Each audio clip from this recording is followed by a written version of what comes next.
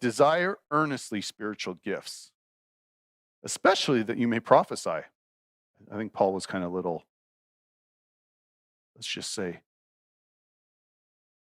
he really saw which gifts were going to benefit. And he's like, yeah, you know what?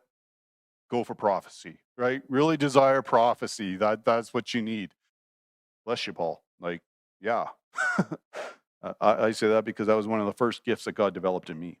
It was the gift of prophecy. That was one of the first things, and I totally get that, and I totally understand why each and every one of us should desire that gift. I have literally seen people's lives changed through speaking one sentence to them. I've seen drug addicts stop being drug addicts because of a prophetic word they received. I've seen people's entire lives changed through a prophetic word. Let me give you a fun example. This is one where even God, he really caught me off guard. This was a number of years ago, and we had a couple in our church. They were sitting right there. And as I'm preaching, God just spoke a word to me and said, I want you to tell him this. And I said, okay.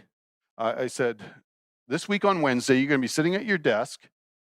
God's just going to put an idea in your head. And at first, you're going to think, no, that's stupid. That's crazy. And you're going to push it aside. I said, don't do that.